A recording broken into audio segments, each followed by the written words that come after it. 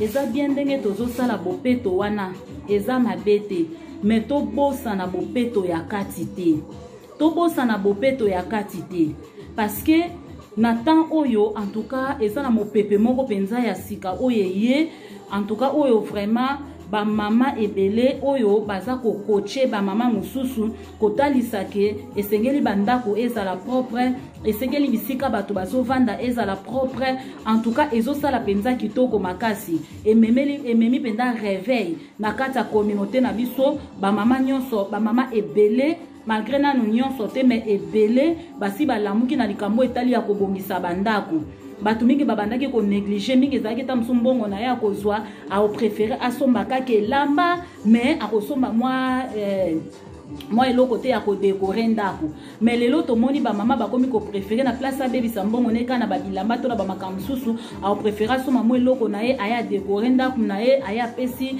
aspect na ndako na ye eza bien tozo koentretenir bandako na biso eza kitoko makasi eza bien kombola bopeto eza vraiment koapplaudir na ndenge vraiment bopeto ya bandako ezozala na ndenge bopeto ya banzoto ezozala tozomona pe eza na bandeko na biso abasi o bazoya na kati na ba réseau baza kolakisa biso ndenge nini tokoki kosilisa na batashi ndenge nini tokoki kosilisa na ba bouton o ezalaka ta mosu ebimio na elongi bazoya vraiment kolakisa biso ke soko osaleli eloko boye ekosilisa yo bouton soko osaleli eloko boye ekolongola yo batashi na elongi en tout cas eza bien eza pena bopeto ezosalema penda ya makasi bopeto ezosalema ya makasi bamama bazolakisa mpe makambo ya kobongisa bandako ezosalema makasi en tout cas lelo nazaki kuto moko tango nazopangusa miroir nanga na se rappeler na video moko natalaki ezalaki na ndeko moko alakisaki alobi ke soki ozwi papier oyo nini komona yango nini bapapier kaka babwakelaka biso na baporte ya banini ya ba oyo ezalaka biso benga yango bama inox bapapier yango na français babenga yango nini bapapier oyo babwaka bajournal bajournal oyo babwakelaka batu so ozwi kaka journal opanguseli nango vitre okomona kena vitre vraiment ekokoma très très propre en tout cas j'avais aimé parce que ntango mpe na meki donc ezwinga même effort à makasi te mbala moko na moni miroir na ngai ya couloir mbala moko engeli miroir engeli mbala moko je me suis dit nalobi nzambe pambola eza kutu namonaki yango na chaîne nini eza pe bien atanga bango parce que eloko basalaki eza pe très bien donc ozomona ke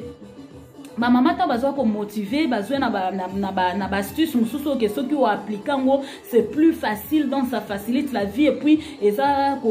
kopesa solution na problème oza nango mbala moko en tout cas ezosala bien eza chaîne oyo mama azaka nzambe na bomoi nabosani kombo na ye bazalaka mama na mwana basalaka émission na bango ya bango mibale kombo na bango ekiminga mais en tout cas soki eye na okomela bino ata na se ya video wana kombo ya chaîne na bango kuna nde namonaki balobelaki likambo ya journal ke non soko ozwi journal opangusi mbala moko miroir na yo ekongela e namekaki yango namoni miroir na nga engele en tout cas bravo eza pe na chaîne mosusu neti ya mama gypsy gypsy oh Seigneur bakombo ezoki manga problème nini bakombo ezoki mangai na landa bango metala na minute bashi bakombo na bango ekimi oh là là yepe asalaka vraiment soko koti na kata chaîne na ye omona vraiment azo motiver mama likambo etali ya kokombola likambo etali ya kobongisa ndako likambo etali ya kodécorer banana décor soko koti vraiment oko se retrouver omona pena bazopesa ba motivation que en tout cas mama il faut kobongisa mama il faut kotia bopeto eza vraiment kosala bien ezosala bien Gypsy Universelle Création chaîne na ye yango wana do so okoti pe kuna ndoko omona ke kuna aza pe ko encourager en tout cas ezosala bien makasi yango en dehors na yango il faut siko pe tozala pe na kozala pe na souci ya kobongisa pe mitema na biso yango kombola bopeto ezomemela bino pe encouragement en ce qui concerne kobongisa mitema na biso parce que soki tobongisi ka bandako na biso soki tobongisi ka ba environnement na biso tobongisi banzoto na biso tobongisi mitema na biso te toko risquer ko se retrouver en enfer parce que wana tokozala quelque part lokola ba pharisien ba pharisiens o nzamba zolo bana bango awa na Matthieu 23 25 alobi malheur à vous scribes et pharisiens hypocrites, parce que vous nettoyez les dehors de la coupe et du plat et que au dedans ils sont pleins de rapines et d'intempérance. Pharisiens aveugles, nettoie premièrement l'intérieur de la coupe et du plat, afin que l'extérieur aussi devienne net. Omona ke Yesu azoyebisa biso alobi to banda nanu na ko nettoyer nanu liboso intérieur. Intérieur eza mitema na biso. To nettoyer nanu mitema na biso. To longola nanu mabe nyonso o ezalaka na kati na mitema na biso. To longola nanu ba mabe nyonso o evanda na kati na mitema na biso. Soki to longoli ba mabe wana na kati na mitema na biso, c'est alors que tango tozo bongisa libanda na biso boye ezo sala bien, tango zo bongisa nzoto na yo ezo sala penza malamu mingi. Donc to bongisa na kati ya mitema na biso, to bongisa na kati ya mitema na biso, mitema na biso ezala propre, mitema na biso salite ezala te, mitema na biso koinana ezala te, na kati ya mitema na biso bakuta kindumba te, kindumba eza na kati ya mitema na biso te, impureté eza na kati ya mitema na biso te, idolâtrie eza na kati ya mitema na biso te, magie ezala na kati ya mitema na biso te, tozala bata bikota kota te, bisimba simba te. Olingi koyoka te ke o kote kuna bazo sukola batu soko sukole okaka siksa osakana te siksa gogo. Neti mikolo lokolo komi likamba ba chaîne. Oso kolingi chaîne na yo yebana, olingi chaîne na yo sala succès. Yaka kaka ba osale loka mo ba gris mbala moko komi na ba abonné belé, mbala moko komi na ba vie belé. Ndeko nanga nzamba za contre la magie. Nzamba za contre la magie eza mabe. Donc nzamba za na posa ke na kata mitema na biso makamba modèle wana ezala te, ba posa wana kokende pa banganga ezala te. Et puis balobi les animosités, donc to luka to benga nango na kata mitema na biso ezala te na kata mitema na biso, le querelle makamba ko swana eza na kati na biso te. Komona mwana mwasi kitoko amibongisa kitoko akoya na kata réseaux sociaux, tali mwana mwasi, tala mwana mwasi kitoko, tala beauté, mais soka fungoli monoko na ye abani ko finga muninga, donc ozala même pas na idée oloba mais comment se fait-il moi si kitoko boye vraiment? Pona nini penza zo finga boye? C'est parce que mwana mwasi wana asuita na ya kobongisa kaka libanda, asuita na ya kobongisa kaka extérieur na kata motema tiki salite. Yango nzamba so senga na biso ke to bongisa pe na kata mitema na biso. To bongisa na kata mitema na biso bako swana wana ezala te na kati na biso. Bako swana ezala te na kati na biso. Le jalousie, donc tozala jaloux te, muningo mona zo prospérer, pambola nzambe, muninga zo kende liboso, pambola nzambe, longola ngo na kata motema na yo, parce que yango wana bopeto. Soki jalousie za na kata motema no, cela veut dire que salité moko boye ezali. Ezo senga ozwa kombo spirituel obana kokombola, ezo senga ozwa kombo obana kokombola, yango wana kombola bopeto, kombola bakoswana, kombola, longola yango, ba dispute. Olingi kako discuter nyonso na bato, olingi kako discuter kaka yo kaka place yo zala ka ba discussion ezanga raté. Donc yo nzoko tambola na molimo moka ya discussion. Donc place yo zaka faut bo discuter tali kambeza nango simple, yo faut même onka na discussion. Boko mako discuter. Nzamba za contre ba biloko wana nyonso. Esenge na kata mitema na biso to sokola yango, to bimisa yango, ezala musika na biso ba division. Ba division nzamba za contre yango esenge to longola molimo wana ya kokabwana kana batu bakokabola ka batu okuta batu bazaki na bango lisanga bien yo tango yeka ko se présenter na milieu na bango mbala moko batu bakomi na deka parce que ozokende kote kuno pelisi moto kote kuno pelisi moto ale tango bango bakotuta na mitu yo ozwa ko sepela eza malamu te molimo kokabola ka batu wana eza bien te kozalaka na babitidi wana te ya kokabola ka batu. Et puis les sectes, donc ya bikot nzambi longwa na kata molimo nzambi ya bambikudie ya banini bima na kata ba makambo wana nyonso eza malamu te. To sokola mitema na biso, to longwa na kati ya bakolula, to longwa na kati ya ba ivrognerie. na kata ba ivoniero komona mwana mwasi kitoko mais soka bandi ko mela osana idete omona mwana mobali kitoko otali pe na boga pe nzo mona pe na beauté zo so par rapport ba bana ba msunza bakela bango pe bien mais okomona ke non na kati na ye milangwa muta milangwa donc alangwa na tembe babiloko na nyonso alangwa na tembe ok nzamba zoboya ivrognerie nzamba za contre ba ivrognerie yango alobi na kati ya Bible ne vous enivrez pas de vin, c'est de la débauche, mais au contraire soyez remplis du Saint-Esprit. Nzamba zo senga to langwa nde molimo mosantu to tonda na molimo mosantu et non to langwa masanga to tonda masanga te. Donc to longwa na il faut que bandeko ba mila ba masanga, il faut que longwa na kati ya viwana ya milangwa, ba via milangwa eza malamu te. Et puis les excès de table pe eza lisumu yango pe komisaka mutu mbindo. Ekomisaka mutu pe mbindo, ekomisaka mutu mbindo. Donc nzamba zo senga na biso azo senga ke faut kolongwa pe na kati ba excès de table. Yo so bandi ko lia otikaka te. Donc on lia ka toujours en excès, faut vraiment donc sentir vraiment na ba peme komi ko sala ondo tiki ko lia te. Kolia pe annexé za lisumu tomi il faut que mi peto la pe côté wana kolongwa na kata molimo kolia lia annexé lia na mesure o ekoki soko tondi ekoki soko za na nzala te kolia te eza te non ka parce que oza devant biloko atoza na nzala te il faut ka kolia te ba excès de table pe eza malamu te. Donc en tout cas bandeko nanga o esa chaîne kombola bopeto nzamba zobeta sete na bopeto ya kati nzamba zobeta sete na bopeto ya mitema nzamba zobeta sete na bopeto ya o ya kati alobi ke to kombola na kati na biso eza bien ndenge tozo kombola libanda eza bien ndenge to kombola bandaku eza bien ndenge tozo kombola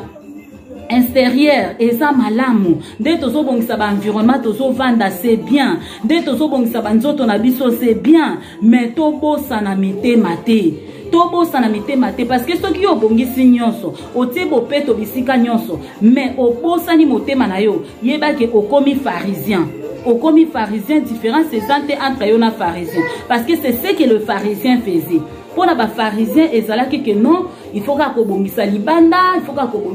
libanda engela libanda ya apparaître bien libanda ezala propre libanda ezala wow mais na kati kuna mabe yango moni Yesu tanga yaki albi vous êtes les tombeaux blanchis. Vous êtes les tombeaux blanchis parce que boza kongengisa libanda bozo bongisa libanda mais na boza ko bongisa na katite bozo bongisa na katite. Mais libanda bozo bongisa, bozo se faire belle, bozo se faire beau, vous arrangez vos maisons, c'est bien, ce n'est pas mauvais.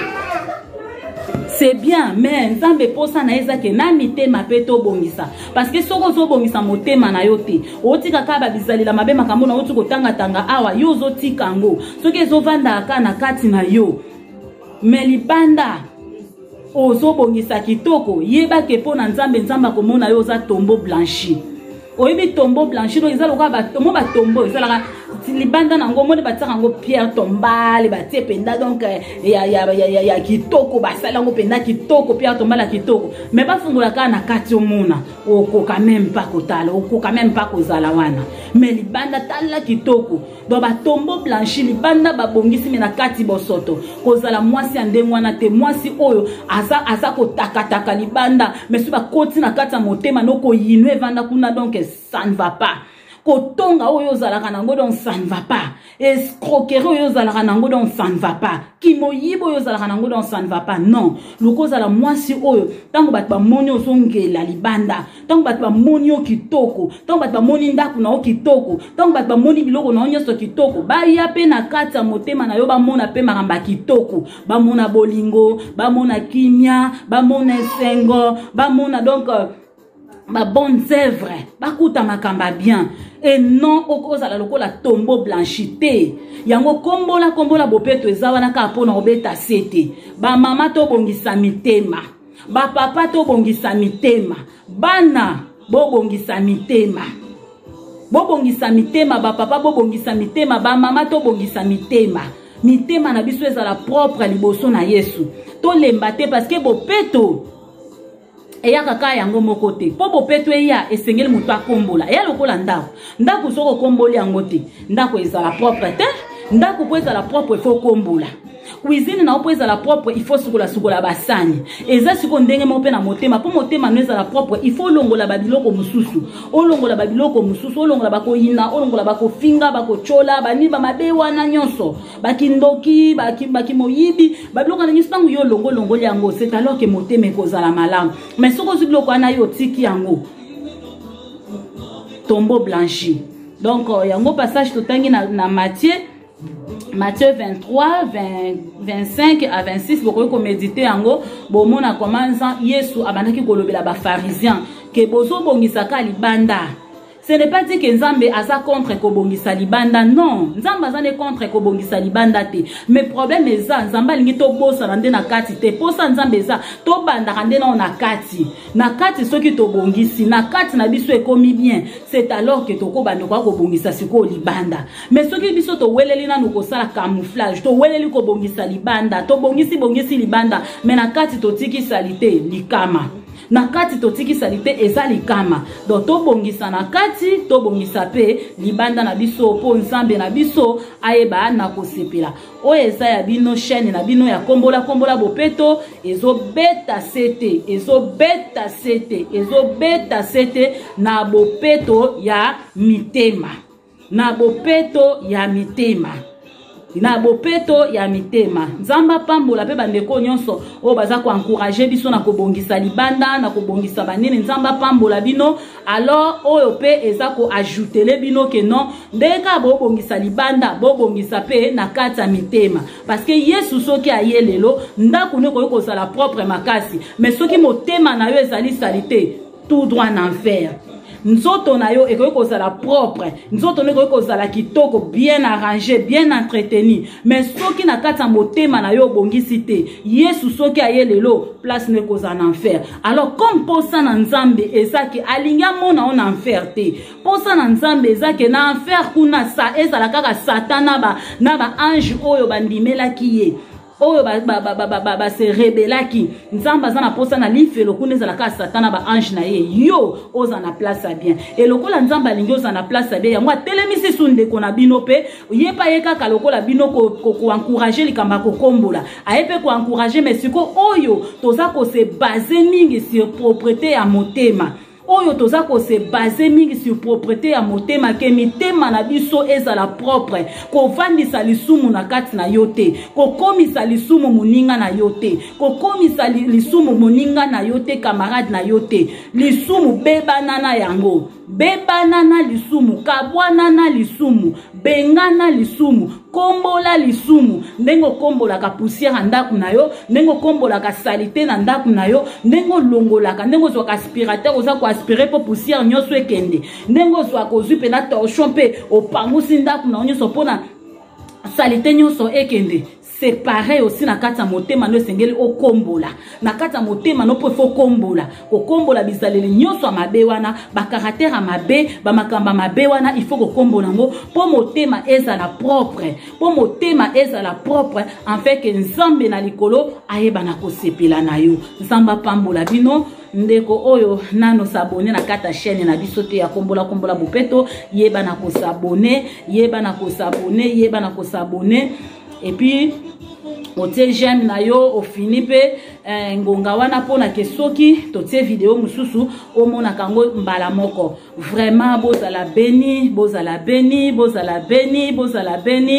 nous sommes ensemble na bandeko nyonso bali kotia bopeto ya kati nous sommes ensemble na bato bosala bopeto ya libanda na biso bato to mema message pe ya bopeto ya kati to salela nyonso mama koloba te ke lokwa tozolo bela bopeto ya kati ndolo bate seke makamba bopeto ya libanda na ko kipete seke makamba bopeto te zwa pe wana bopeto ya libanda wana sala pe bongisa nzoto na yo en même temps zwa pe na bopeto ya kati pe bongisa mais mingi ça vraiment attention mingi na bopeto ya kati soki na kati c'est komi malamu c'est alors luka pe bongisa pe libanda parce que nyonso ezo compter poto za la bien na mibali na biso poto za la bien na environnement na biso ezo senga pe bopeto wana ezala poto za na santé ya kitoko to éviter ba maladie mususu ezo senga bopeto wana pe ya libanda ezala donc nyonso mibale toza nango besoin to ana besoin mobile ya bopeto ya kati to ana besoin pe ya bopeto ya libanda yango nzamba pambola bino bandeko nyonso tout oyo bozali ko encourager baninga bapeto la mitema nzamba pambola bino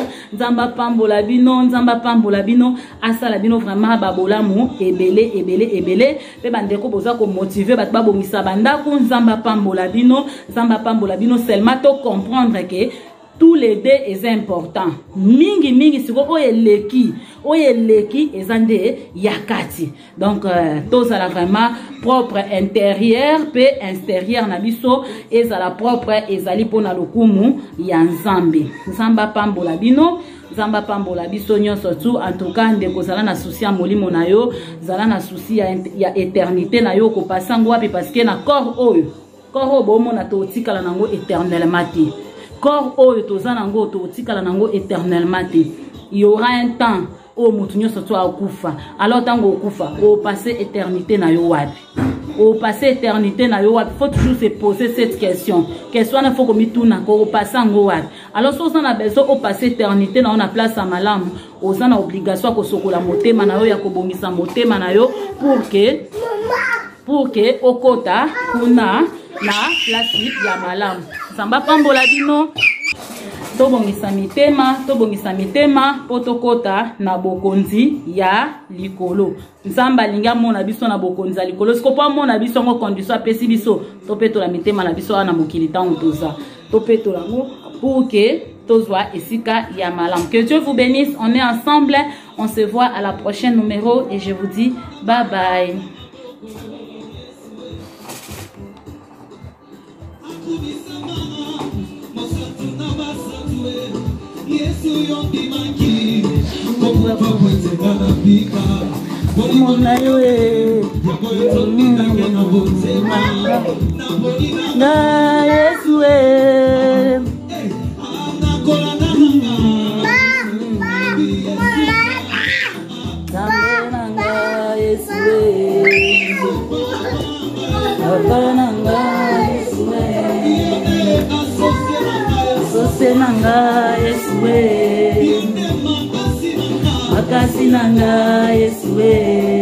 Hallelujah. Como inanga Yesue. Elikananga Yesue. Yesusa malamu. Abongina kembo.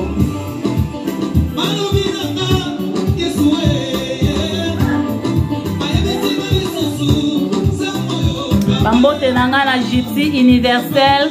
création hein Nzamba pambolo makasi Nzamba pambola yo ma sœur baboti